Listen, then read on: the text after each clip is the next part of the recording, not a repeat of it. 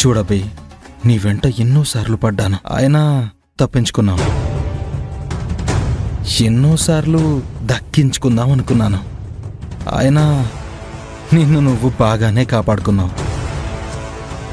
ఇక నుంచి చాటుగా మాటు వేయడం లాంటి ప్లానింగ్స్ లేవు, డైరెక్ట్ అటాకే. నిన్ను నా సొంతం చేసుకోవడానికి నేరుగా నీ దగ్గరికే వచ్చాను. అతి త్వరలో నువ్వు నాదానివడానికి సిద్ధంగా ఉండు.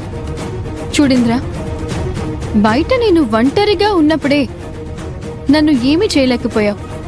నేను ఒంటరిగా నీతో పోరాడాను, ఒంటరిగా నీకు ముచ్చెమటలు తెప్పించాను. అలాంటిది నా అడ్డాకొచ్చి నన్నే బెదిరిస్తున్నావా? చూస్తూ ఉండు, ఇక్కడ ఎండ్ కార్డు ఎవరికి వేస్తారు.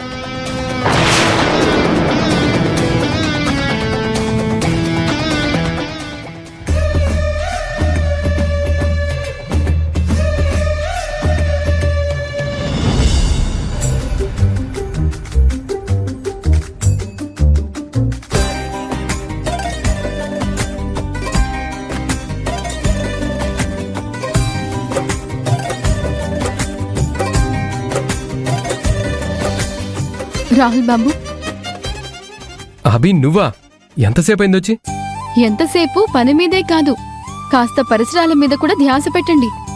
కొంచెం ఇంపార్టెంట్ వర్క్ అభి, అందుకే నువ్వు వచ్చావన్న సంగతి కూడా గమనించలేదు.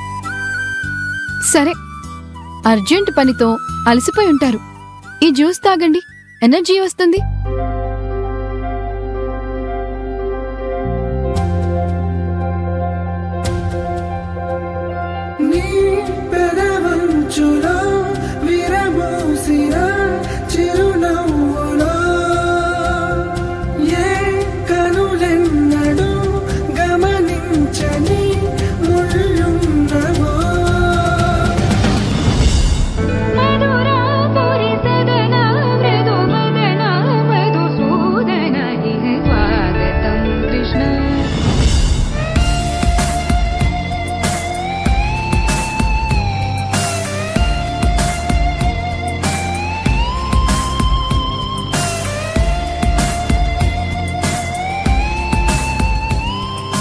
రాహుల్ బాబు, జ్యూస్ నచ్చలేదా?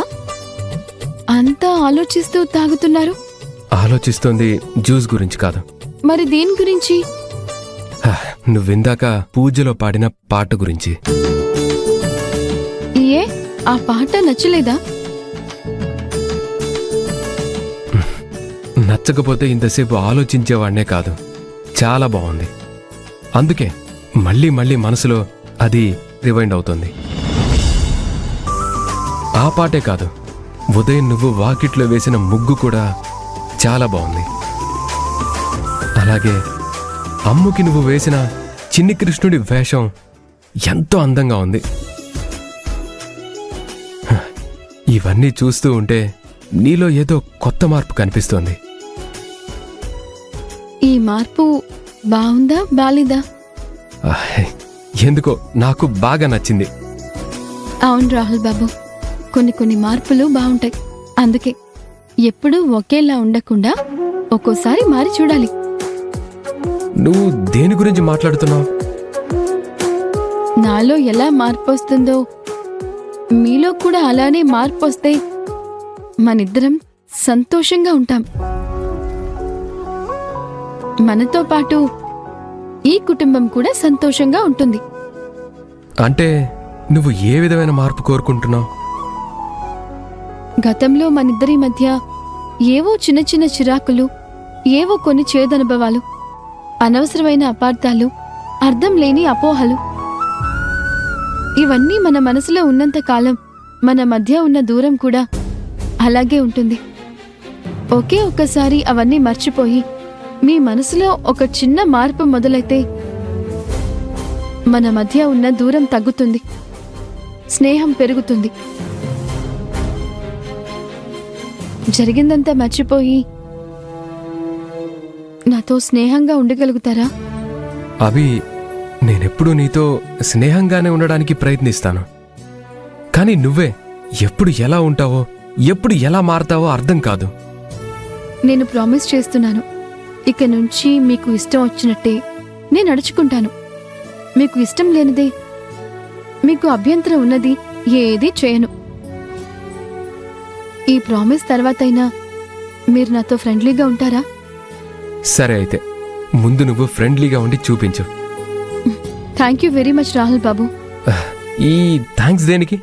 నన్ను ఈ ఇంట్లో ఉండనిచ్చినందుకు. అలా అయితే నేను కూడా నీకొక థ్యాంక్స్ చెప్పాలి.